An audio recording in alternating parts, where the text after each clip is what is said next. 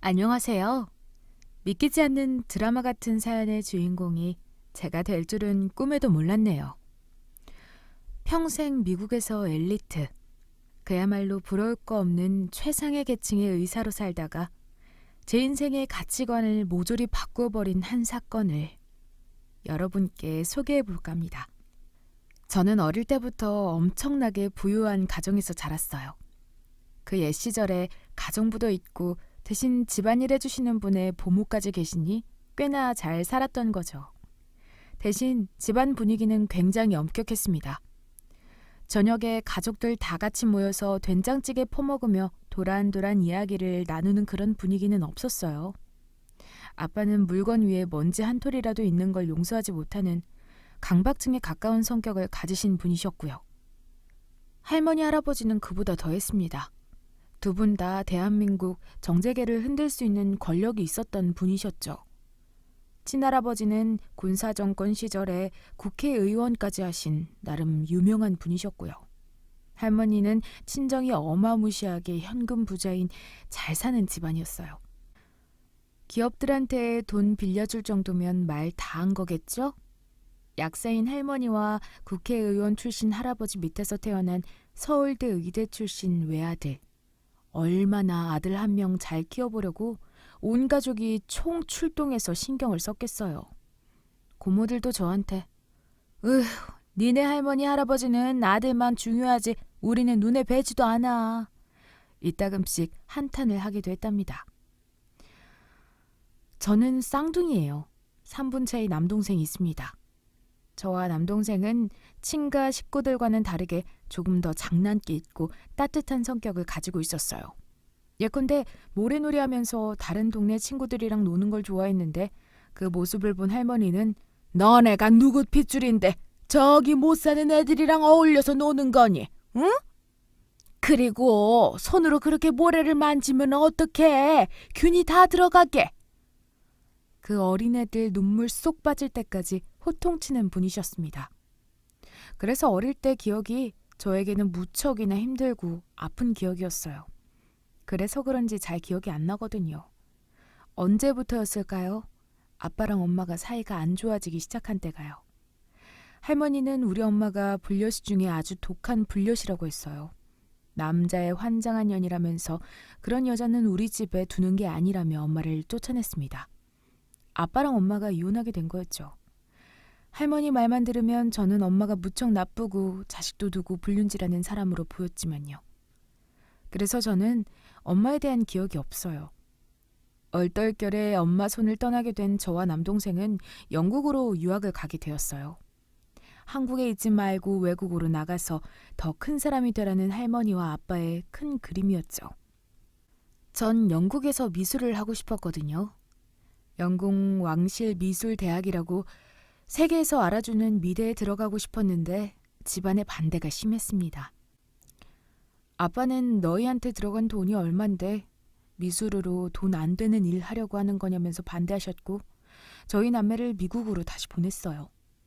미국에서 저는 생명공학과를 전공하고 의대에 진학하게 되었습니다. 남동생도 마찬가지였어요. 저는 부모님이 원하는 의사인 직업만 가지면 당연히 행복해질 줄 알았죠. 그런데 그건 저의 완전한 착각이었습니다. 미친 듯이 높은 경쟁 사회에 여자 동양인으로서 버티는 건 결코 쉬운 일이 아니었거든요. 그래서 전 미국에서 우울증이 심하게 걸렸어요. 나는 왜 사는 걸까? 이 집안의 훈장이 되기 위해서 이렇게 인형처럼 살아야 하는 걸까? 제가 누군지 뭘 좋아하는지도 기억이 안 나면서 앞길이 막막해졌습니다. 한국에 가고 싶다는 생각이 들더라고요. 그냥 편안하게 미국 의사로 성공 안 해도 되니까 평범하게 살고 싶다는 마음이 들었습니다. 전 결국 아빠에게 말도 안 하고 한국에 들어왔어요. 난리 났죠. 너 지금 뭐 하는 거야? 앞으로 너한테 지원해주는 돈 다 끊어버릴 거야. 뭐 이젠 성인이고 저도 능력이 있었기 때문에 더 이상 아빠의 지원은 필요하지 않았죠. 나 아빠가 화가 난 거 충분히 이해해. 그런데 내가 이렇게 일방적으로 한국에 들어오지 않으면 아빠, 나 한국 오는 거 절대로 허락 안 할 거잖아. 나 거기서 우울증으로 약도 먹고 죽고 싶을 만큼 힘들었어. 대신 열심히 일을 해서 아빠 병원 물려받아서 경영하던가 할게. 됐지? 아빠는 그제서야 수긍을 하셨어요. 남동생도 아빠 병원 물려받지 않겠다고 하고 미국에서 결혼해서 정착해버리고 걱정이 이만저만이 아니었는데 어쨌든 간에 한숨 덜게 된 거죠. 저는 보건복지부 장관이 인정하는 외국 대학교를 졸업하였습니다. 다행이었어요. 미국 의사 자격증이 있다고 해서 한국에서 무조건 의사 일을 할 수 있는 건 아니었어요. 그러려면 예비 의사 시험을 봐야 하는데 그 자격 조건이 복지부에서 정해준 대학을 졸업하는 거였죠. 결국 예비고사, 의사고사까지 2개의 시험을 무사히 통과한 저는 한국 의사 자격증을 따게 되었습니다. 저는 미국에서 정신과 의사였어요. 아빠는 철저한 기업인이었고요. 굉장히 크게 공장형으로 병원을 움직였어요. 아빠는 성형외과 전문이었고요. 참, 그렇게 운영하면 돈은 무척이나 많이 벌 수 있어요. 대신 환자를 돈으로 보는 곳에선 꼭 부작용이 따라다니기 마련이죠. 아빠 병원에 가면 항상 아빠의 병원 앞에는 악마 같은 의사 집단, 한 번의 수술로 돌이킬 수 없는 인생이 되어버린 내 인생 물어내라! 김철수 의사 심판대에 올라가라! 이런 팻말이 적힌 1인 시위하는 사람들이 있었습니다. 아빠한테 무슨 일인데 저 사람들은 저렇게 하고 있는 거야? 정신 이상자들이 남의 인생 끌어내리려고 저런다니까 물어보지 마. 우리 병원은 하등 잘못한 거 하나 없으니. 아빠는 저의 질문에 불같이 화를 내셨어요. 뭐 분명히 환자한테 불만족스럽게 한 부분이 있었겠죠. 저는 아빠 성격을 알기에 딱 그냥 보였습니다. 사람을 사람으로 대하지 않고 돈으로 대하니 저런 꼴이 난걸요. 그래서 그런 걸까요? 저는 시위하는 사람이 있으면 그냥 지나치지를 못했어요. 철옹성 같은 철저하고 냉정했던 기업인인 아빠한테 반항이라도 하고 싶은 마음이었던 것 같아요. 그래서 어릴 때부터 사회적 소외계층에 관심이 무척이나 많았습니다. 저는 한국에 와서 지역 정신건강의학 개선을 위해서 봉사를 많이 하게 되었어요. 봉사하다가 저와 같은 과 의사 선생님들을 많이 알게 되었거든요. 제가 한국 의과대학을 나온 게 아니니까 아는 사람이 많이 없었거든요. 거기서 한 남자와 친하게 지내게 되었습니다. 아무래도 자주 보니까 서로에 대한 호감이 생기기 시작했고 말이 너무 잘 통하길래 신기했어요. 그러다 저희 관계는 깊어지게 되었죠.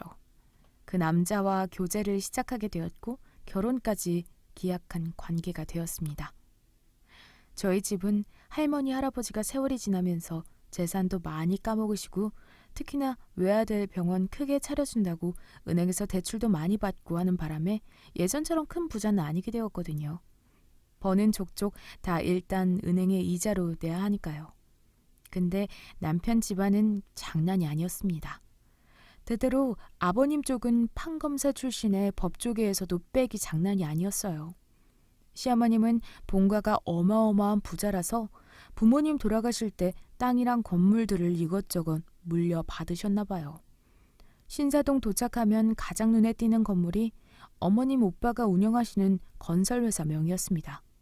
그냥 부자인 거죠. 저도 뭐 스펙으로선 미국 의사에 한국 의사 자격증까지 있으니 크게 꿀리는 사람은 아니었어요. 그래도 시집갈 때 살짝 위축되긴 하더라고요. 시어머님과 시댁 입김이 좀 세하죠. 그래도 사랑 하나 믿고 결혼했습니다. 사랑하니까 나머지 것들은 잘 안 보이게 되더라고요. 저는 결혼하자마자 아이를 가졌어요. 허니문 베이비라고 표현하죠. 처음에는 이렇게 일찍 아이 가질 생각이 없었는데 그래도 아기 천사가 저희 부부에게 찾아온 거니 기쁜 마음으로 받아들였습니다. 그런데 문제는 제 체력이었어요. 아이를 임신한 채로 의사 일을 하는 게 쉽지가 않더라고요. 조금만 앉아있어도 이상하게 미스거리는 느낌이 올라오고 막 토할 것 같았습니다. 원래 이렇게 임신이 힘든 건가? 분명히 배웠는데 머리로 아는 거랑 경험해보는 건 정말 천지 차이구나. 전 아무래도 정신적으로 힘든 사람들을 상대해야 하니까 정신적 소모가 장난이 아니었거든요. 그래도 일을 사랑하기에 쉬고 싶진 않았습니다. 결국 만삭이 될 때까지 일을 놓지 않고 출산하게 되었습니다. 그때 제 나이가 30 중반이었어요. 의사 생활하다 보니 결혼이 좀 늦어졌죠. 그런데 아이 낳고 나서 축하만 받아도 모자른 시간에 저는 시어머님과 사이가 심하게 틀어졌습니다.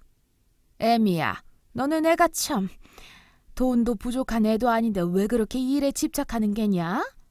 애는 순식간에 살았는데 그 시간이 뭐가 그리 아깝다고 애한테 안 붙어있고 하루빨리 일 시작하겠다고 그러는 거야. 나 참 여자가 애 낳으면 애만 볼 줄 아는 그런 희생도 필요한 건데. 어머님, 저도 알고 있어요. 그래도 아이 2살 때까지는 옆에 붙어있다가 오전에는 일 다시 시작하고 싶어서요. 사회활동은 놓고 싶지 않거든요. 너도 참 그게 문제야. 알고 있니? 어머님은 저를 못마땅해 하셨습니다. 가정주부를 원하신 것 같아요. 그런데 의사 자격증까지 딴 사람이 가정주부에 만족을 하겠습니까? 저랑 어머님의 이해관계가 많이 달랐던 거고 관계는 완전히 틀어진 거죠. 전 그래도 정신과 전공이니까 어느 정도 엄마가 사회활동을 하는 건 애한테도 좋다는 걸 알고 있었거든요. 저는 정보 공유 차원에서 제가 배운 거를 어머니께 말씀드렸더니 엄청 소리를 지르시는 겁니다. 너 말이야. 어른들을 아주 뭘로 보는 게니? 여기가 미국이야? 어디다 대고 이래라 저래라 가르치고 있어? 어머님, 그게 아니라 죄송해요. 그런 의도가 아니었어요. 엎친 데 덮친 격으로 남편이 간호사랑 썸 타고 있다는 걸 제가 알게 된 겁니다. 쌤, 오늘도 저 데려다 주실 거죠? 쌤 차 타고 가면서 수다 떠는 게 제일 재밌단 말이에요. 서간호사도 참. 그래요. 알겠어요. 나도 서간호사처럼 젊은이랑 이야기하면 기분도 낼 수 있고 좋지. 은근한 플러팅을 주고받는 대화 메시지를 제가 보게 된 겁니다. 애까지 있는 유부남이 저녁마다 밤 10시에 들어왔는데 그 이유가 직원 집까지 데려다 준 거라는 걸 알게 된 순간 이미 전 남편에 대한 신뢰가 완전히 박살이 나버렸어요. 어떻게 된 거야? 대체 왜 23살짜리 직원을 집까지 데려다 주는 건데, 어? 참 별거 아니라니까. 남편은 계속 제가 예민한 거라고 제 탓을 하더군요. 저도 대장부 기질이 있어서 이런 건 그냥 못 넘어가겠더라고요. 그래서 결국 엄청 크게 싸우고 만 겁니다. 남편도 뭐 집안 좋겠다. 어릴 때부터 우쭈쭈 하면서 살았으니 남한테 굽히는 법이 없었고 결국 저의 부부싸움은 파국에 이르게 되었습니다. 이혼 이야기까지 나오면서 별거를 하게 되었고 최종적으론 갈라서게 되었습니다. 그런데 무서운 게 남편은 판검사 집안이었잖아요. 그 파워가 저는 그렇게 센 줄 몰랐습니다. 양육권 정도는 당연히 제가 가져올 수 있을 거라고 생각했는데 뺏겼어요. 제 변호사도 너무나도 이례적인 판결이라면서 말도 안 된다고 분통을 터뜨렸고요. 제가 미국에 있을 때 정신과 약을 세게 처방받아서 먹었어요. 한국에 와서도 마찬가지였고요. 그게 마약 성분이 살짝 있었는데 그걸 가지고 저에게 약 의존도가 높다면서 아이한테 부정적인 영향을 끼칠 거다 뭐 이런 식으로 양육권을 뺏기 위해 저를 완전히 정신 이상자를 만들었더라고요. 우울증이 있었지만 아이 키울 때는 큰 문제가 되지 않았는데 그것도 걸고 넘어져서 결국 제가 양육권을 뺏겼습니다. 애까지 데리고 가버린 남편은 애랑 함께 바로 해외로 출국해버렸어요. 본인 학회 연수 몇 년 간다면서 제가 아이 못 보게 아이까지 데리고 간 거죠. 사람이 미치겠더라고요. 내 배에 아파서 낳은 아이를 내가 못 본다는 게 그게 말이 됩니까? 정말 생이별이 따로 없었죠. 사람이 미친다는 게 정말로 이런 거구나 싶던데요.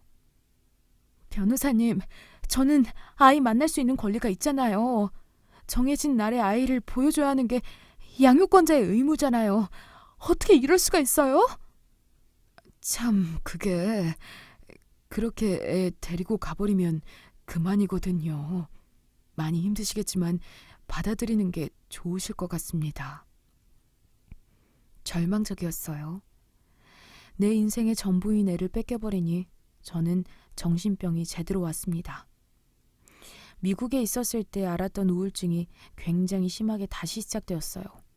저는 정신과 의사였지만 우울증 때문에 누구를 치료할 수 있는 처지도 안 되겠구나 싶더라고요. 그래서 결국 약 먹고 일도 못하고 계속 집에서 쉬었습니다. 저희 가족 자체가 개인주의 성향이 굉장히 강해요. 보통 가정 같으면 자식이 아프고 힘들면 항상 옆에서 돌봐주거나 말 걸어주고 그러잖아요. 저희는 아니었습니다. 아빠는 빨리 감정에 휘둘리지 말고 정신 차려서 네 남편보다 더 부자 되고 큰 사람이 되어서 복수하라는 사람이었고요. 할머니는 더 잘난 놈한테 시집 가거라. 별 시덥지도 않은 놈한테 집착해서 누워만 있어. 제 심정도 모르고 호통만 치셨고요. 물론 두 분이 할 수 있는 최고의 위로이긴 했지만 제 마음에 와닿지는 않았어요. 그나마 제 동생이 성격이 좀 따뜻했거든요. 감성적인 아이였죠. 미국에서 살던 동생, 제가 걱정이 되어서 한국으로 저를 보러 들어왔습니다. 내 인생에 다시는 결혼 없다. 진짜 진절머리 난다. 어떻게 애까지 뺏어가냐? 너무 잔인한 거 아니야? 그러게 말이야, 누나. 무슨 진짜 그 옛날에 그런 연예인 있지 않았나? 자식들 시댁에 두고 나와서 한 번도 못 본 여자. 딱 누나가 그런 꼴이네. 정말 돈이 뭐라고, 권력이 뭐라고 자식이랑 엄마 사이를 끊어놓냐. 천벌받은 것들. 저 대신에 막 화도 내주고 눈물도 흘려주니 제 마음이 치유되는 느낌이었습니다. 그렇게 저는 동생 덕에 다시 힘을 낼 수 있었어요. 우울증도 많이 가셨고요. 다시 일어나서 사회 속으로 들어갈 수 있게 되었습니다. 저는 개인 의원을 그만두고 새로운 종합병원의 정신과 전문의로 취업하게 되었습니다. 서울역 근처였어요. 거기에는 정말 여러분들이 상상하기도 힘든 별의별 인간들이 많이 와요. 특히나 마음이 아픈 나이 드신 분들이 정말 많이 오셨죠. 아무래도 종합병원이다 보니까 동네 병원보다 훨씬 더 다양한 분들이 많이 와서 무뎌질 법도 한데 한 할머니가 제 눈에 탁 들어오더라고요. 제가 출근할 때마다 서울역 근처에서 팻말을 들고 사람을 찾고 있는 할머니였어요. 얼마나 관리를 안 한 건지 머리는 완전히 꼬여버려서 정말 길거리에 돌아다니는 강아지처럼 떡이 져 있었고요. 한여름인데도 누더기 옷을 두껍게 껴입고 있었습니다. 팔다리는 까맣게 그을려서 정말 몰골이 많이 아니었죠. 충격적인 몰골이었습니다. 다른 사람들은 다 2020년대를 사는데 그 할머니만 1980년대를 사시는 것 같았어요. 언제 한번 말이라도 걸어봐야겠다 싶었습니다. 저는 또 아빠 때문에 1인 시위하거나 사연 있는 사람들을 그냥 지나치진 못하거든요. 충격적인 몰골이긴 했지만 자꾸 눈길이 갔습니다. 팻말을 자세히 보니 자기 아이들을 찾아달라고 써있더라고요. 딱 보니까 뭔가 정신적으로 문제가 있어 보였습니다. 가서 그냥 슬쩍 할머니께 말을 걸어보았어요. 저 누구 찾으시는 거예요? 으악! 으악! 제가 말을 걸자마자 갑자기 경기를 일으키면서 양손으로 귀를 막 막으며 소리를 지르시는 거예요. 저는 의사니까 딱 알잖아요. 이분은 경계심이 엄청 많으시구나. 이렇게 함부로 막 다가가면 안 되고 천천히 시간이 필요한 분이라는 것을 알게 되었습니다. 저도 일단 한 수 접고 출근을 했어요. 환자분들이 정말 쏟아질 듯이 많은데도 불구하고 이상하게 자꾸 신경이 쓰이는 겁니다. 하지만 저도 그 당시에 마음의 여유가 크게 없었어요. 이혼한 지 얼마 되지도 않았고 우울증까지 앓고 있었으니요. 모르겠다. 나도 이제 남의 일에 신경 그만 써야지. 내 코가 석잔데 오지랖은 그만 부리자. 다시 바쁜 정신과 의사의 일상으로 돌아갔습니다. 여전히 그 할머니는 비가 오나 눈이 오나 항상 같은 자리에서 꿋꿋하게 서서 팻말을 들고 있었죠. 어느 날이었어요. 일주일 내내 강풍주의보와 장맛비가 내린다는 예보가 있었습니다. 장대비가 쏟아진다는데 그러면 안으로 들어가시겠지? 할머니가 괜시리 걱정되었거든요. 그런데 정말 하늘에 구멍이 뚫린 것처럼 비가 쏟아지는데도 할머니는 밖에서 혼자 비를 맞으며 팻말을 들고 계셨어요. 얼마나 비가 많이 오면 눈을 뜨고 있기도 힘들었습니다. 게다가 강풍까지 불어서 하늘에는 막 종이 쪼가리들이 휘갈겨서 날리고 있었어요. 우산도 안 쓰고 그냥 비를 온전히 다 몸으로 맞고 계신 거예요. 이건 아닌데. 걱정되는 마음에 저는 퇴근 후 우산 큰 걸 하나 사서 할머니에게 다가갔습니다. 저는 아무 말도 안 했어요. 그냥 할머니 옆에 서서 가만히 우산을 조용히 씌워들었거든요. 할머니는 저를 한번 힐끔 쳐다보시더니 다시 앞만 보며 그 팻말을 들고 계셨죠. 저는 그 다음 날도 그 다다음 날도 할머니 옆에서 우산을 들고 있었습니다. 남들이 보면 저 둘이 뭐 하는 건가 싶었을 거예요. 비가 와서 아무도 밖에 나와 있지 않는데 누군가를 찾는다는 심정 하나로 계속 서 있는데 그걸 어떻게 무시하고 지나가겠어요. 한 4일째였나? 할머니가 저에게 말을 거는 겁니다. 뭐 하는 처자냐고요? 저는 사람 고치는 일을 해요. 의사예요. 할머니가 그러자 자기 자랑을 막 시작하는 겁니다. 저도요. 왕년에는 참 똑똑했어요. 대한민국에서 최고로 알아주는 인류대학의 미대생이었죠. 나도 처자처럼 반짝반짝 빛나는 시절이 있었다죠. 지금은 자식도 뺏기고 신세가 처량하지만서도요. 잊을 수 없는 시절이 저에게도 있었답니다. 조현병 증상을 보이는 할머니였지만 본인의 젊은 날에 대해서 말할 때만큼은 눈빛이 초롱초롱 빛나고 있었습니다. 사실 저는 할머니의 말을 다 믿지는 않았어요. 환자분들 보면 자신의 젊은 시절을 과장해서 말씀하시는 분들도 많았고요. 눈 하나 깜짝하지 않고 거짓말하시는 분들도 많았고요. 그래서 그냥 그러려니 하고 할머니 말씀을 가만히 들여드렸습니다. 그렇게 일주일 뒤 비가 개고 화창한 날씨가 찾아왔어요. 서울역 근처에 관리자분이 할머니께 걸어가는 저를 불러 세웠습니다. 저번 주부터 할머니한테 우산 씌워드린 사람 맞죠? 네, 저 맞는데 무슨 일이세요? 아휴, 저 할머니 조심해요. 공격성이 심해요. 여기 광장에서 횟가닥 돌아버릴 때면 사람들도 막 때리고 그런다니까요. 그래요? 예, 제가 여기서 10년 넘게 일했는데 제가 일할 때부터 할머니가 계셨으니 말이죠. 처음에는 저 양반 아주 똑똑했어요. 말도 잘하고 멀끔하고 지금이야 꾀제제해서 몰골이 말이 아니었지만 전에는 엄청 미인이었다니까요. 공부도 잘한 걸로 알아요. 그 서울대였나 나왔다는데 뭔 일이 있었던 건지 미쳐가지고 조현병 오고 사람이 완전 바뀌었어요. 아휴, 참 딱해. 비가 오나 눈이 오나 사람 찾는다고 저러고 있으니 괜히 젊은 처자도 연민 때문에 사람 돌보다가 화 당하지 말고요. 아, 네, 감사합니다. 적어도 할머니가 저에게 했던 말이 허풍이 아니라는 것을 알 수 있게 되었어요. 해가 쨍쨍하던 비가 오던 할머니의 표정은 한결같았습니다. 눈에는 꺼지지 않는 불꽃 같은 레이저가 나왔고요. 저는 편의점에서 빵이랑 우유를 좀 사가지고 갔어요. 하루 종일 아무것도 안 드시는 것 같더라고요. 할머니, 오늘 햇빛이 너무 따가운데 저기 옆에 있는 벤치에 앉아서 이거라도 좀 드시는 게 어떠세요? 불편하시면 그냥 옆에 두고 갈게요. 할머니는 저를 쓱 쳐다보더니 살짝 반가운 표정을 지으셨습니다. 일주일간 옆에서 함께 비를 맞아서 그런지 저에 대한 마음의 문이 살짝 열린 것처럼 보였거든요. 그렇게 저는 할머니와 함께 처음으로 벤치에 앉아서 조심스럽게 이야기를 나눌 수 있게 되었어요. 할머니, 대체 누구를 그렇게 애착에 찾는 거예요? 말씀해 주실 수 있을까요? 할머니는 한참 동안이나 아무 말이 없으셨습니다. 먼 산을 바라보다가 제가 사들인 우유를 다 마시고 나서야 꼴깍 하는 소리와 함께 무거운 입술을 열어 대답했습니다. 자식들이요. 자식들.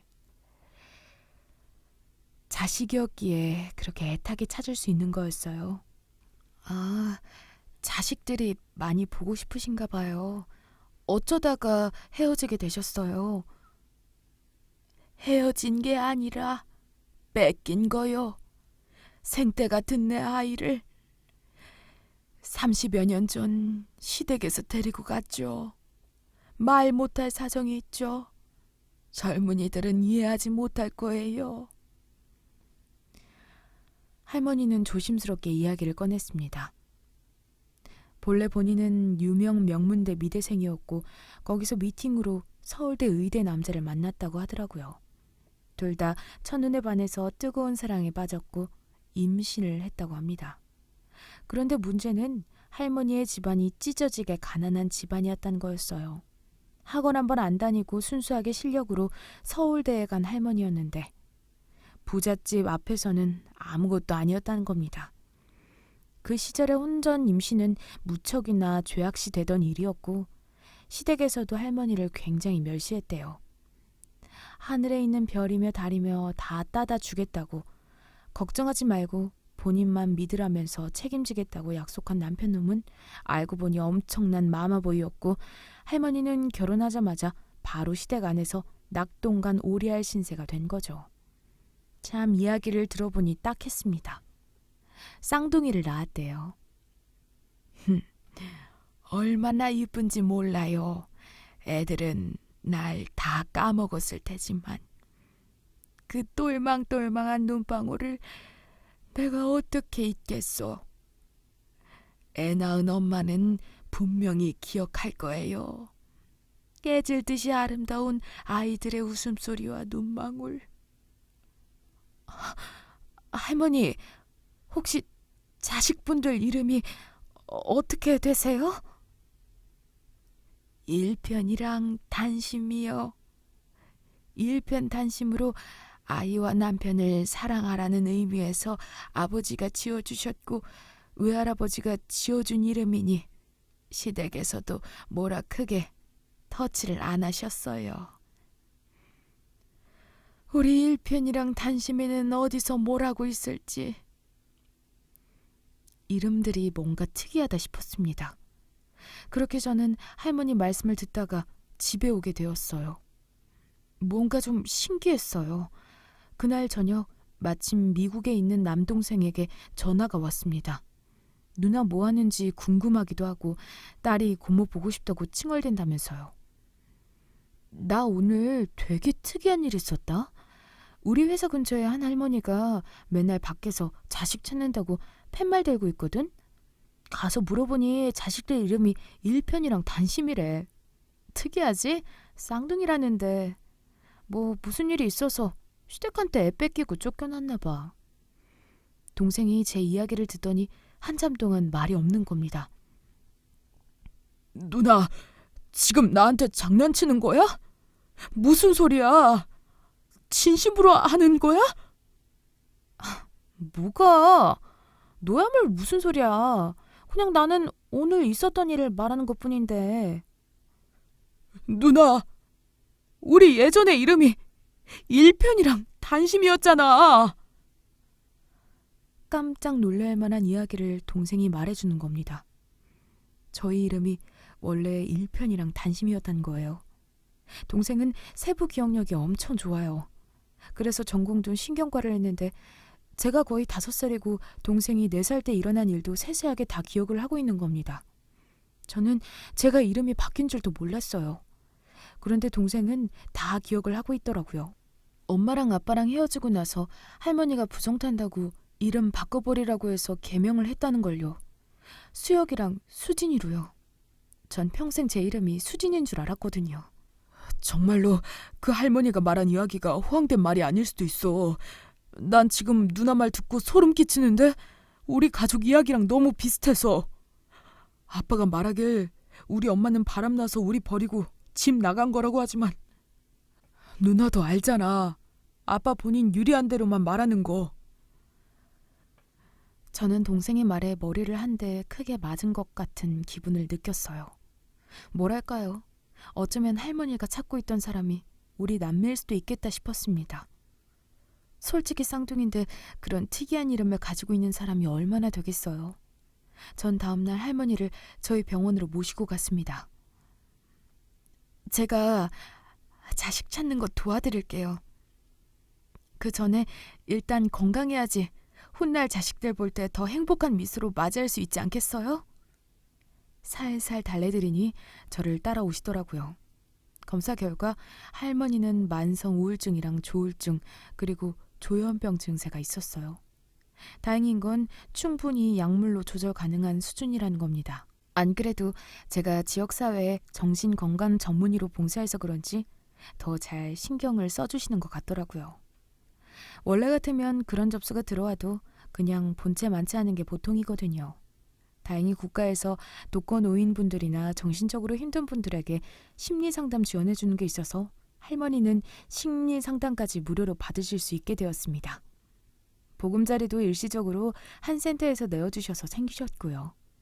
참 다행이다 싶었죠. 그리고 저는 친할머니 댁에 갔습니다.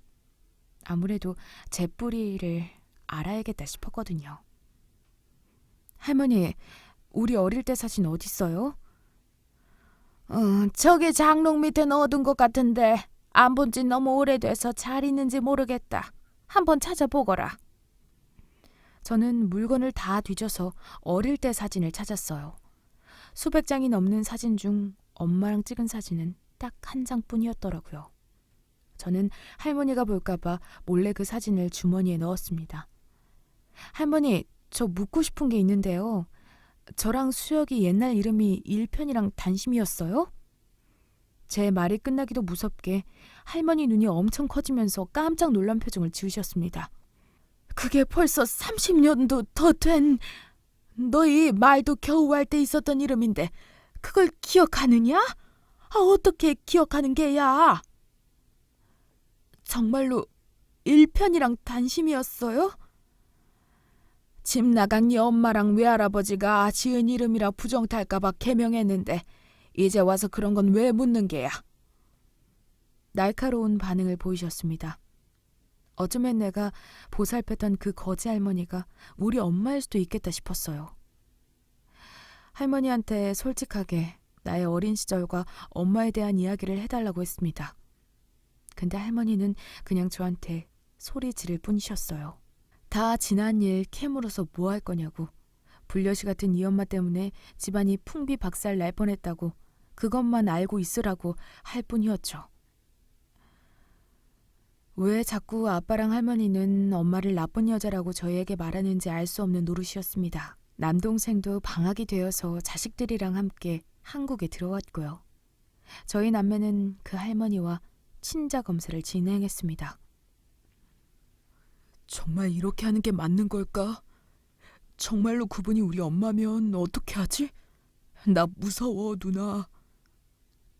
만약에 검사 결과에서 불일치가 뜨면 우리는 그냥 자식 찾아주려고 좋은 일 했다고 생각하면 되는 거고, 일치가 뜨면 그때부터 우리가 이제 엄마 옆에서 엄마를 지켜주면 되는 거지. 2주일 뒤 나온 검사 결과, 피감정인들은 성염색체를 제외한 공동의 STR 유전자 조직이 99.99% 일치하여 친생자 관계가 성립됩니다. 전 그걸 본 순간 쓰러질 뻔했습니다. 정말로 머리가 휘청거렸어요. 저는 상상도 못했던 제 출생의 비밀을 알게 되었다고나 할까요? 바로 아빠한테 달려가서 물었습니다. 어떻게 된 거야? 대체 우리 남매가 엄마를 못 보고 30년 동안이나 살게 된 그 이유가 뭐냐고. 갑자기 아빠 일하는데 다짜고짜 와서 무슨 소리를 하는 거야? 그러니까 묻는 말에만 대답하라고. 아빠는 시끄럽게 하지 말고 쓸데없는 거에 신경 쓰지 말라고 신경질을 내셨어요. 여전히 아빠랑은 말이 안 통했습니다.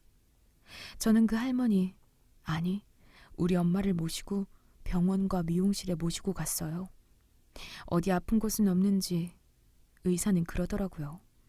워낙에 오랜 시간 햇빛에 노출되어서 피부 노화가 빨리 진행된 거 빼곤 특이사항은 발생하지 않았어요. 치아 상태도 건강하시고요. 안도의 눈물이 흐르더라고요. 그분은 모르셨어요. 우리가 자식이라는 걸요. 병원 검사 결과가 끝나고 저는 엄마를 꼭 안아주었습니다. 다시 경계심이 생기신 건지 저를 팍 밀쳐내시더라고요. 전 그런 그녀를 다시 한번 꼭 안아주었습니다. 당신이 그토록 찾았던 자식이 우리라고요. 일편이랑 단심이. 난 그것도 모르고 수진이로 평생 살았는데 어떻게 이럴 수가 있어요? 운명이 어떻게 이렇게 기구하냐고요. 어린아이처럼 펑펑 울었습니다. 엄마는 그제서야 경계심을 풀고 제 얼굴을 찬찬히 바라보며 어루만져 주셨어요. 맞구나. 맞아, 우리 수진이. 오똑한 코에 웃을 때 반달 모양으로 굽어지는 눈가까지. 수혁이, 우리 수혁이 아직도 야무지구나. 어릴 때 빨간 황반점이 허리에 있었는데 아직도 있니? 남동생은 성인이 되어서 반점 제거 수술을 받았어요. 정말로 친엄마가 아니라면 모를 내용까지 말씀하시는 엄마였습니다. 주머니에서 몰래 진행한 친자 검사 결과지를 보여드렸어요. 그제서야 엄마도 펑펑 울었습니다. 얼싸안고 울었어요.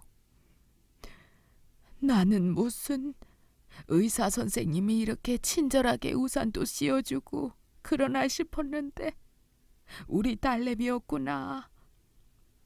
그래, 피줄은 서로한테 끌리는 법이야. 정말 엉엉 울었던 것 같아요. 가난한 집안 출신이라며 밉보여 누명 쓰고 자식까지 시댁에 뺏긴 어미와 그것도 모르고 부잣집에서 살아남으려 아등바등 의사가 되어버린 남매 이야기. 제가 어릴 때부터 미술에 관심을 가지고 화가라는 꿈을 꾸게 된 건 결코 우연이 아니었습니다. 엄마가 미대생이었으니 당연지사한 핏줄의 힘이었어요. 그간 얼마나 고생을 한 건지 많이 망가져버린 피부와 얼굴. 저는 엄마를 모시고 피부과와 미용실을 갔어요. 조금만 신경을 썼는데도 확 이미지가 달라져버린 저희 엄마였습니다. 너무 아름답더라고요. 남동생은 엄마 손을 꼭 잡으며 엄마 미안해. 우린 엄마가 우릴 버린 줄만 알고 감히 찾을 생각을 못했어. 이젠 절대로 떨어지지 말자. 알겠죠? 당연하지. 우리 아들. 이렇게 엄마도 없는데 잘 커줘서 정말 고맙다. 말도 안 되는 인연을 찾게 된 저희 남매는 친할머니를 찾았습니다. 이제 모든 걸 아니까 솔직하게 말해달라 했어요. 할머니는 화를 내며 저희 보고 대바라졌다고 아빠와 똑같은 반응을 보이실 뿐이었죠. 그리고 며칠 뒤 본인의 업보를 그대로 받은 건지 할머니가 쓰러지셨습니다. 저는 엄마 손을 잡고 할머니 병문안을 갔어요. 할머니, 정말 마음 못되겠으면 벌받아요. 지금이라도 솔직하게 털어놔 주세요. 원망 안 할게요. 라며 엄마를 병실 안으로 모셨습니다. 엄마를 바라보는 할머니의 떨리는 눈빛. 엄마는 시어머니를 보자마자 펑펑 우셨어요. 저한테 왜 그러셨어요? 묻고 싶었어요. 왜 그렇게 저를 싫어하는지. 할머니는 무슨 소리냐며 썩 꺼지라고 소리쳤습니다. 끝까지 사과하지 않는 할머니. 예상은 했지만 그래도 엄마의 가슴속에 쌓인 울분을 풀라고 두 분의 만남을 추진했어요. 그리고 아빠도 여전히 할머니와 같은 반응을 보이셨죠. 딱히 기대는 안 했습니다. 남동생은 잠시 한국에 길게 들어와서 엄마 곁에 꼭 붙어 있었고 저도 이젠 아빠한테 선언했습니다. 아빠가 우리를 엄마한테서 강제로 30년 동안 빼앗았으니까 우린 이제 엄마 곁에 있을 거야. 그러니까 이런 우리 말리지 마. 알겠어? 세상에, 자식 사랑이 그렇게 넘쳐나는 아내를 어떻게 집에서 내쫓고 자식들을 못 보게 유학 보낼 수 있어. 아빠 정말 바늘로 찔러도 피 한 방울 안 나오는 사람 맞구나. 그렇게 저는 집을 나갔습니다. 시간이 흘러 할머니가 위독해지셨어요. 사경을 해뵌다는 소식을 듣고 고민했지만 그래도 할머니이기 때문에 병문안을 갔습니다. 그런데 그때 죽음을 눈앞에 둔 할머니가 그러시더라고요. 미안하다. 내가 욕심부린 탓에 너희에게 큰 상처를 줬구나. 그래, 너희 말이 다 맞아. 그거는 내가 자존심 때문에 인정하지 않았어. 네 애미 잘못한 거 하나 없다. 이제는 그 원망하는 마음 다 훌훌 털어버리고 살라고 전해달라. 시애미가 못돼서 이렇게 된 거라고. 그 말을 끝낸 뒤 얼마 지나지 않아 할머니는 숨을 거두셨어요. 뜨거운 눈물이 저도 모르게 줄줄 흐르더라고요. 참, 돈과 명예가 뭐길래 이리 간단했던 일이 30년이나 흘러서야 해결이 되는 건지. 참 마음이 서글펐습니다. 그래도 기도했어요. 할머니 좋은 곳 가게 해달라고요. 엄마도 그러시더라고요. 네 할머니 이해된다고. 미워하는 건 맞지만 당신도 어쩔 수 없었을 거라고. 그런 집안에서 살았기 때문에 네 할머니도 피해자였을 거라면서요. 대단한 엄마였습니다. 엄마는 저희 남매랑 함께 살면서 정신적으로 대단히 안정되셨어요. 자식 찾느라 미쳐버렸는데 30년간의 외침 끝에 자식을 찾았으니 그간 겪었던 마음고생이 깃털처럼 가볍게 되었고 당연히 앓고 있던 조현병 증상도 사라지고 너무나도 행복한 얼굴을 가지고 하루하루 사시는 분이셨습니다. 저는 대신 아빠에 대한 원망이 여전했어요. 제가 아빠를 찾아가 엄마한테 지금이라도 사과해. 그게 아빠가 해야 하는 일이라고. 한 소리 했다가 정강이를 발로 차였거든요. 폭력적이고 일방적으로 가부장적인 아빠의 손에선 이제 벗어나야만 했어요. 연을 끊었거든요. 대신 전 엄마와 오붓하게 못다한 미술에 대한 꿈을 달래기 위해 화방을 다니면서 하루하루를 재밌고 즐겁게 보냈습니다. 그러다가 아버지가 크게 아프셨어요. 그래서 병원에 입원하게 되었습니다. 아빠는 아프니 자식들이 본인을 간병하고 챙겨주시기를 바라셨나 봐요. 전화가 오셨습니다. 네 아빠 아픈데 병문안 한번 안 오냐면서요. 신경질을 내시더라고요. 참 여전하다 싶었죠. 사람 한 번에 안 바뀌더라고요. 딱 잘라 말했습니다. 엄마는 아빠보다 100배는 더 아팠을 거야.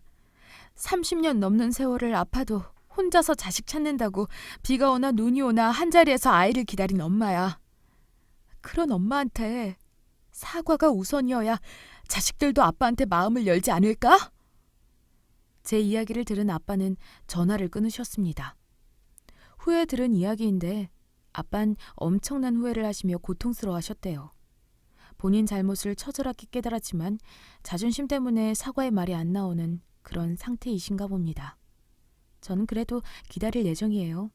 아빠가 뜨거운 참회의 사과를 엄마에게 할 때까지요. 그리고 저 엄마를 만난 뒤에 용기가 생겼어요. 저도 남편이랑 결혼하고 나서 낳은 딸내미 양육권을 뺏겼잖아요. 저도 엄마와 비슷한 일을 겪다 보니 무섭더라고요.